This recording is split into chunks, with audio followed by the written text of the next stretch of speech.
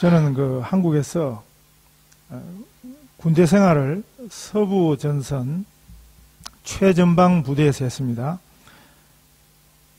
1982년도에 제가 입대를 했으니까 뭐 굉장히 좀 오래된 이야기입니다만은 서울에서 문산을 지나가지고 평양을 이어지는 그리고 신의주까지 가는 그 경의선 철도라 그러는데요. 그 철도가 지나는 지역이고 지금 뭐 개성으로 왔다 갔다 하는 분들이 있지 않습니까? 그 개성을 지나는 도로가 지나는 지역이고 그곳에 뭐 자유의 다리라든지 뭐 돌아오지 않는 다리 제3 땅굴이라든지 많이 들어보셨죠? 그런 곳이 있던 곳이 제가 근무하던 지역이었습니다. 제가 근무하던 부대 바로 오른편이 이제 판문점이 있고요. 한국을 방문했던 미국 대통령들이 빠짐없이 들리던 곳이 그 지역이었습니다. 저는 그 통신병으로 근무를 했는데 군인들이 다 주특기가 있어요. 어떤 분은 취사병은 밤만 하는 군인들도 있고 또 탱크 타는 분도 있고 뭐 운전하는 군인들도 있고 저는 군대 가서 그 보직이라 그러는데 통신 관련 보직을 받았습니다. 주로 어떻게 근무를 하냐 하면 무전기 앞에서 밤에 근무를 썼습니다. 저녁이 되면 매일 저녁마다 우리 군인들이 그 DMZ이라는 지역이 있습니다.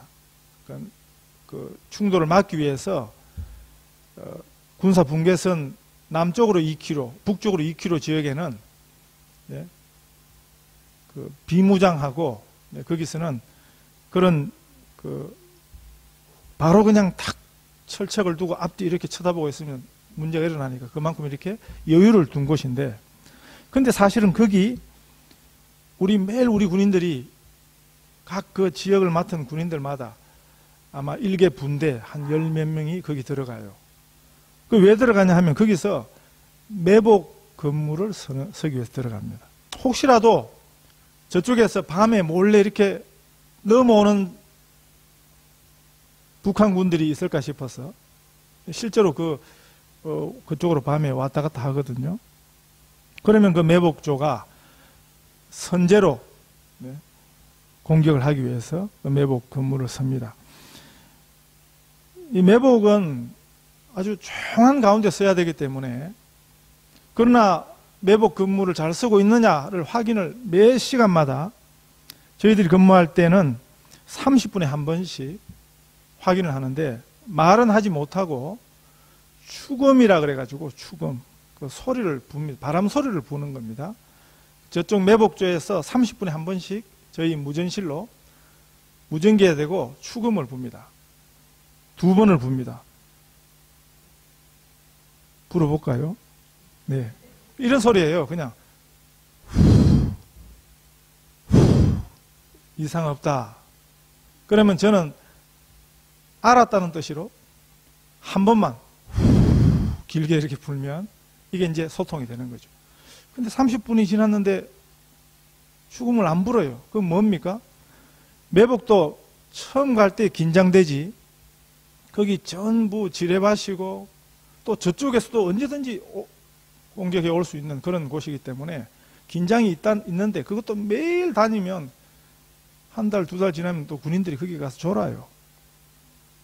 그 중에 한 명이 무전기를 가지고 이제 30분마다 깨어서 신호를 보내야 되는데 신호가 안 오면 제가 또 이제 먼저 우리 무전반에서 추금을 뭐 하냐고 길게 또 이렇게 부는 거죠. 그렇게 불어도 어떤 매복조는 그냥 전체가 다 골아 떨어져 가지고 네, 그러면 보고를 합니다. 상황실에.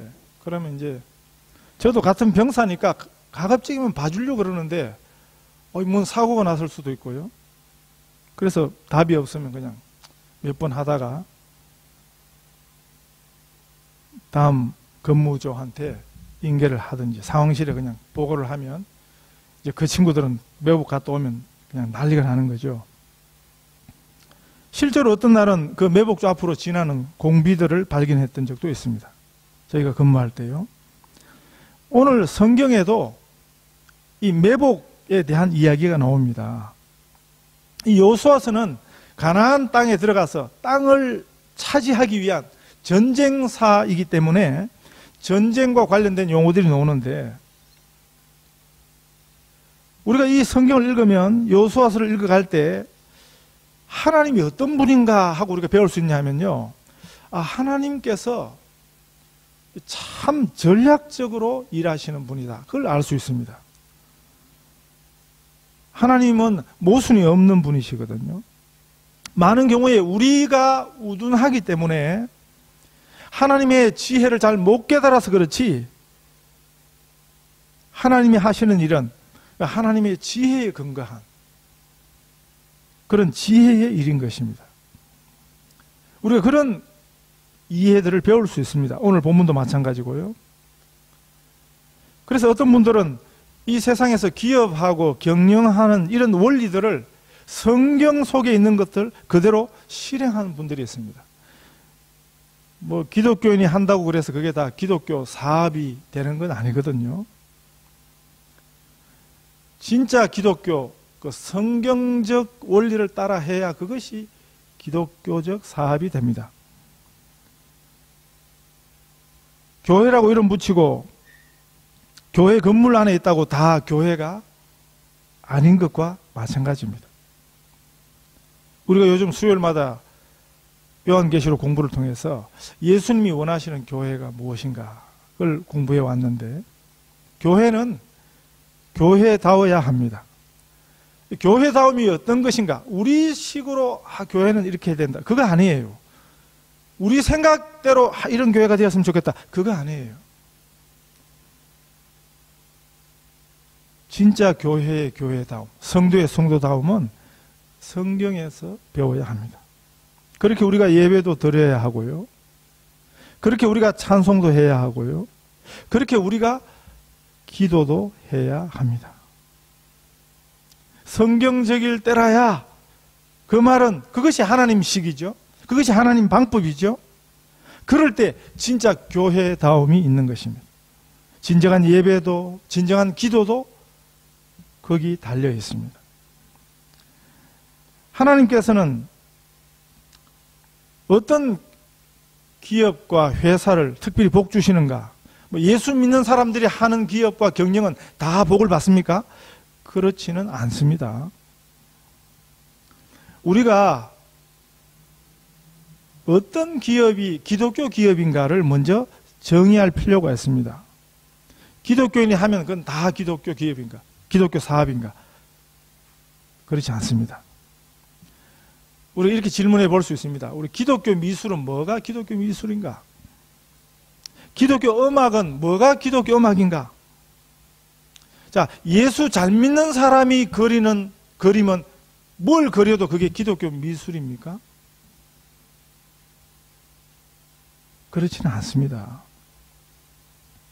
어떤 분은 이렇게 설명해요. 기독교 미술은 성경을 소재로 천지 창조 이야기, 성경에 나오는 그 노아 홍수 이야기, 성경을 소재로 그리면 그게 기독교 미술이다. 그러나 이런 것 역시 기독교 미술을 정의하기는 부족합니다. 그러면 기독교 미술은 뭐냐? 기독교인이 그 신앙 고백을 담아서 그 신앙 고백으로 그림을 미술로서 표현한 것입니다. 기독교 기업도 마찬가지입니다. 기독교인들이 사업한다고 그게 다 기독교 기업이 되는 게 아니에요. 기독교인이 처음 사업할 때 목사 불러서 개업 예배하고 시작한다고 그게 기독교 사업자가 되는 게 아니에요. 기독교 기업은 그 사업 이념이 기독교적이어야 합니다. 성경적이어야 합니다. 성경의 원리를 가지고 경영을 해야 합니다. 그러니까 그게 쉽지 않지요. 우리가 선교사들이 세운 학교를 미션 스쿨이라 그러거든요. 한국에도 많고 여기도 미션 스쿨들이 많습니다. 한국에 꽤 많은 중고등학교, 대학교가 있습니다. 그런데 여기는 미션 스쿨하고 좀 개념이 다른 교회 학교가 있습니다. 물론 미션 스쿨도 있는데 교회 학교하고 미션 스쿨은 달라요. 자, 그러면 어떤 학교가 기독교 학교인가?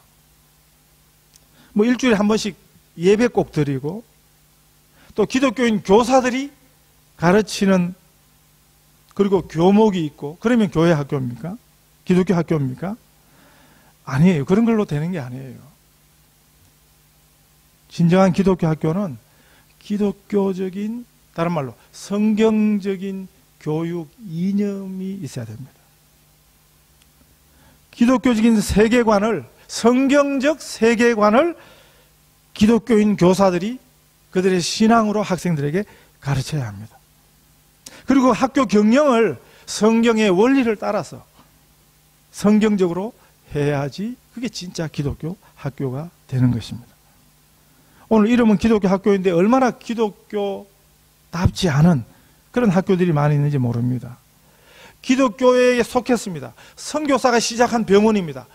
그런데 그런 병원도 돈 없으면 내 환자를 내쫓습니다. 그런 병원은, 그런 학교는 기독교 학교, 기독교 병원이라, 기독교 기업이라 말할 수 없는 거지요. 기독교 기업은 성경의 가르침을 따라서 그 경영에 실행하는 기업입니다. 그것이 사실 또 성경이 주는 지혜거든요. 한국에는 교인도 많고 교회도 많습니다. 그래서 교인 중에는 기업하고 경영하는 분들이 많습니다. 사업하는 분들이 많습니다. 그러나 진짜 기독교 경영을 하는, 그래서 그 회사를 보고 그 사업체를 보고 사업이 작든지 크든지 규모에 상관없이요, 기독교 사업이라 그렇게 말할 수 있는 곳은 별로 없습니다. 제가 그전까지 참 좋아했던, 그때까지는 제 생각에 그 회사가 기독교 회사라고 생각했거든요. 지금은 글쎄요. 그 말은 그 회사가 그때까지는 성경의 경영 원리를 실제 그 사업 원리, 경영 원리에 적용을 했습니다. 말이 쉽지, 그 한국의 기업 문화, 현실에서 성경적 경영을 한다는 것이 그게 얼마나 어려운 일인지 모르는 것입니다. 자, 우리가 간단하게 생각하면 성경의 경영 원리를 따르는 그 제일 근본이 뭐냐면 정직입니다. 정직. 하나님 앞에서 하나님이 계시는 것을 기억하고 하나님이 계시다, 하나님 눈앞에서 하나님을 의식하고 정직한 것입니다. 하나님 앞에 정직하고 사람들 앞에 정직한 것입니다. 그리고 하나님의 영광을 위해서 그 목적이 그런 것입니다. 그게 성경적 경영의 가장 근본적인 목적입니다. 그러니까 사실은 이런 걸 가지고 기업하기가 어려운 것이죠. 세상 기업의 목적은 무엇입니까? 세상 사업의 목적은 돈 버는 거예요. 돈 버는 거. 이익을 창출하는 거예요. 그런데 기독교 경영은, 기독교 기업은 이익 창출이 작은 목적이지 근본적인 목적이 아니에요. 우리는 뭐 돈만 많이 벌면 돈 벌어서 하나님께 용 돌린다. 성경에서 그거 가르치지 않습니다. 이번 주간에도 한국서 검찰 조사를 받던 기업체 회장 한 분이 자살을 했습니다. 자살하기 전에 이분이 신문사에 인터뷰를 하고요. 그 다음에 또 누구에게 돈을 얼마 줬다 메모를 남겼는데 그게 지금 한국 정치판이 지금 난리가 됐습니다. 한국 정가가 지금 발칵 뒤집어져 있습니다. 현직 대통령 최측근들이 그 명단에 줄줄이 다 올라와 있어요. 저희 집사람하고 한국 뉴스를 같이 보다가 저희 집사람이 그걸 보니까 돈도 많다. 저 많은 돈을, 제가 답은 안 했습니다만은, 아니 기업하는 사람이, 기업가가 왜 정치권에 그렇게 많은 돈을 준 것입니까? 뭐 정치 발전을 위해서요? 뭐 한국 국민들을 위해서 준 것입니까? 아닙니다. 그래야 자기 기업에 보탬이 된다고 생각을 한 것입니다. 그게 불법한 돈인데도 불구하고, 그게 불법인데도 불구하고 그렇게 돈을 가져다 준 것입니다. 많은 기업가들이 그렇게 생각을 해왔습니다. 앞으로도 그럴 것입니다. 이게 기업 현실이고 문화예요. 이런 데서 성경적 경영을 하는 것이 얼마나 어렵겠습니까? 그렇게 하다가는 돈 벌기는 그냥 망하기 쉬운 것입니다. 그런데 한 회사는요, 망할 때 망하더라도 성경적 경영을 한번 해보자, 그렇게 작정을 했습니다. 그렇게 시작을 했는데, 그런데 그 회사가 망하지 않았어요. 망하지 않았을 뿐만이 아니고 현상 유지만 한 것이 아니고 굉장히 잘 되었습니다. 왜냐하면 성경적 경영하는 기업의 증거가 뭐라고요? 정직이에요, 정직. 정직하게 하면 다 망할 줄 알았는데, 예? 제일 큰 문제가 뭡니까? 한국서 세금 내는 문제거든요. 어떻게 하면 세금을 적게 낼까? 어떻게 하면 법을 어겨서라도 세금을 덜 내는 것이, 그게 기업의 지혜라고 생각하는데, 이 회사는 작정을 하고 고지고대로 세금을 법대로 내었습니다. 그러니까 세금을 법대로 내니까 오히려 국세청에서 감사가 오더래요. 이것들이 뭔가 숨기고 있는 것이 있는 것 같다. 그게 한국의 기업 현실입니다. 스리랑카에 못 사는 나라 아닙니까? 지사를 설립해서 거기 지사장을 내보냈더니 그 지사장이 이 나라에서는 뇌물을 주지 않고서는 도무지 이게 기업을 할 수가 없습니다. 그렇게 하소연을 했습니다. 절대 안 된다. 그래서 나중에는 그러면 하다못해 회사 로고가 찍힌 볼펜이라도 찍어서 좀 나눠주도록 허락을 해달라. 그것도 본사에서 뭐라고 결정이 났냐면, 그 나라에서 볼펜은 그 뇌물이 될 수 있다. 정 안 되겠거든 차라리 철수해라. 왜 그랬습니까? 돈 버는 게 목적이 아니거든요. 그 회사는 성경의 경영 원리를 최대한 적용하려고, 성경의 가르침에 순종하려고 애를 썼습니다. 그런데 지금은 이 회사가 너무 커졌습니다. 망한 게 아니고 시작할 때 100만 원 가지고 어떤 여대 앞에서 조그만 가게로 시작했는데 지금은 30대, 40대 재벌 기업, 재계 순위가요 40대 안에 들어있어요. 한국에. 너무 커지고 나서 성경적 경영 원리대로 아마 지키기가 좀 어려우니까 이제 좀 잡음이 들리기 시작하는데, 개인적으로 저는 정말 안타깝게 생각합니다. 원래 그 경영으로 돌아오기를 저는 기도하고 있습니다. 우리가요, 성경적 원리를 따라 살아야 진짜 하나님이 복을 주실 수 있습니다. 무엇이 망하는 것이고 무엇이 성공입니까? 진짜 성공은요, 말씀에 순종하는 것입니다. 성경은 우리 삶에, 우리 시대에 동떨어진 죽은 말씀, 관념적인 말씀이 아닙니다. 하나님 말씀은 살았습니다.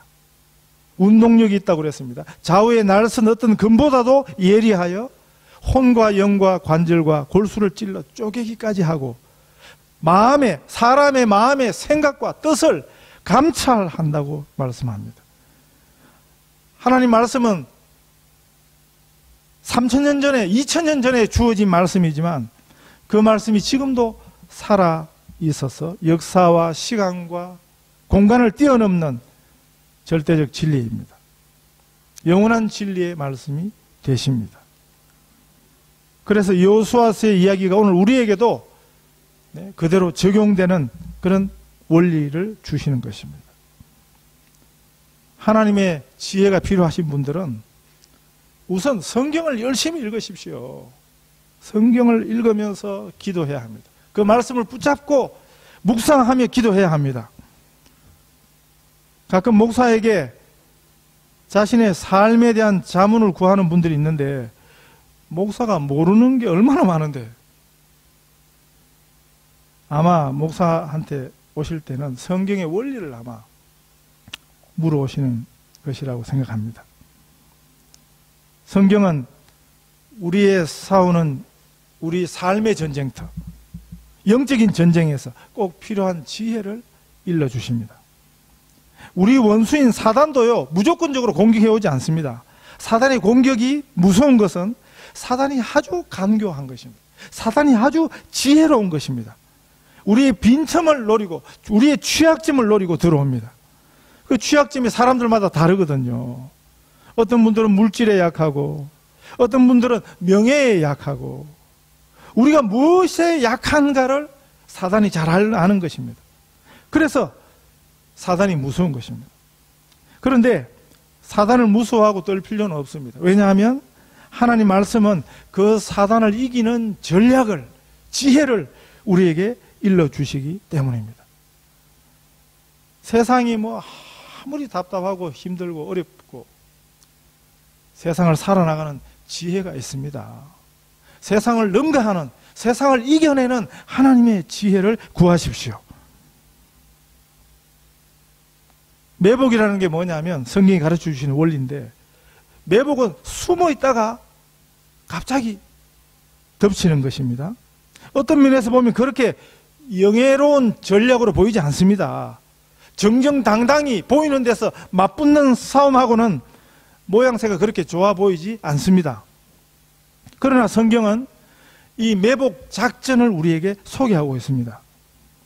우리는 좋다 나쁘다 하는 기준도 성경이라 해야 돼요. 우리식으로 하나님 저런 일을 시켜, 우리 생각, 우리 기준이 아니고 성경이 하는 그것이 옳은 것입니다.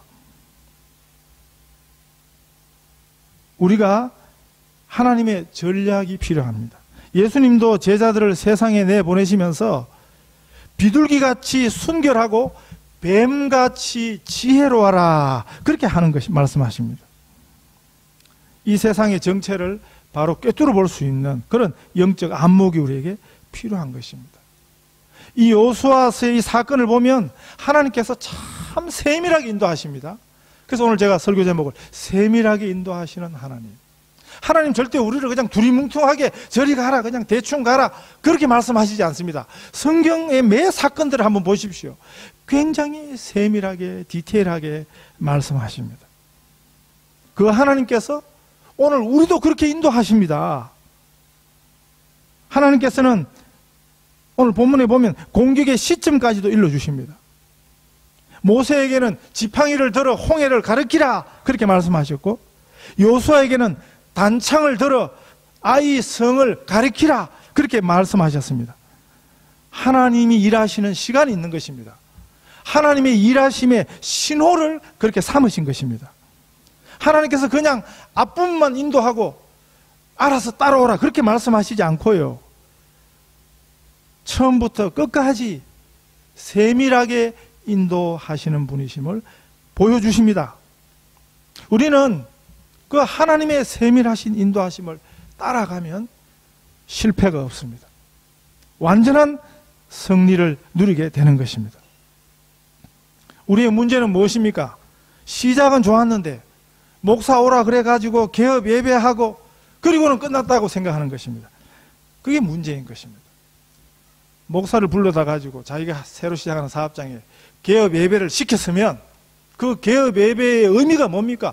내가 이제 하나님의 말씀대로 하나님에게 청종하면서 내가 이 사업을, 이 경영을 시작하겠습니다, 그런 각오가 예배예요. 예배했으니까 뭐 됐다, 그건 미신적인 생각이죠. 무당 불러서 굿하고 시작하는 거하고 뭐가 다릅니까? 그거는 신앙이 아니에요. 그건 기독교 경영이 아니에요. 기독교적인 생각이 아니에요. 예배하고 시작하는 의미가 뭡니까? 예배하니까 됐다가 아니고 이 예배하는 정신으로 그렇게 격려하겠습니다, 하나님 도와주세요 하는 것입니다. 여러분, 세상에 했어야 세상 일은 잘 되는 것 같다가도, 아니 그 기업 잘 나가는 기업 회장이 왜 자살했습니까? 그분의 삶에도 그분의 인생에도 절정이 있었는 것입니다. 그러나 언젠가 이제 추락하게 된 것입니다. 검찰에게 들락날락하고, 네? 자신이 그동안 수없이 뿌리는 돈이, 정치권에 뿌리는 돈이 아무런 힘이 없게 됐다는 것을 이제 절감하게 된 것입니다. 그 잠시 경남 기업입니까? 그 기사에 나온 것을 보니까 그분이 무슨 학교도 뭐 별 공부도 제대로 못하고요. 네? 정말 자수성가한 분이더라고요.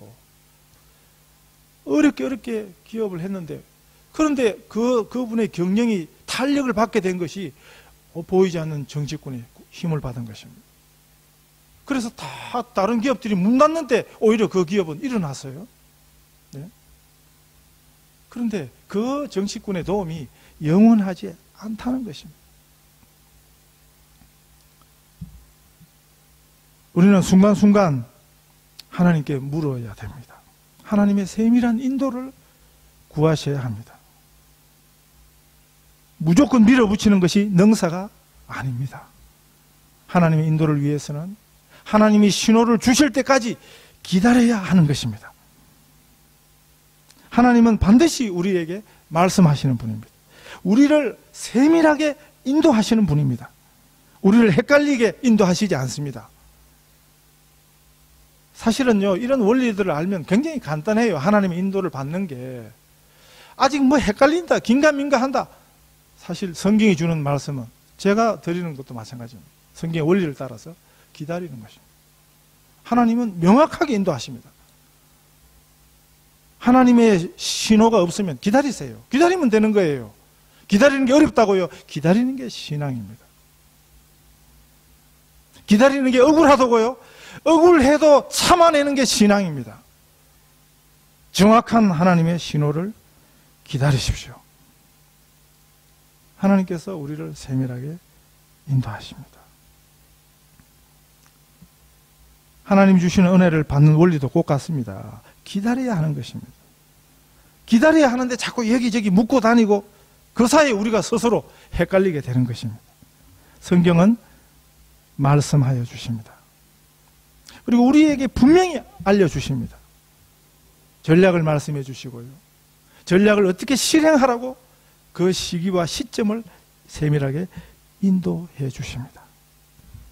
그 하나님 인도에 전적으로 귀를 기울였을 때 하나님이 앞서가시는 그 놀라운 일을 요수아와 그 백성들이 경험할 수 있었습니다. 오늘 우리 시대에도 우리의 삶 가운데도 하나님의 인도함을 받는 이런 복됨을 우리 성도님들 다 누리게 되시기를 간절히 축원합니다.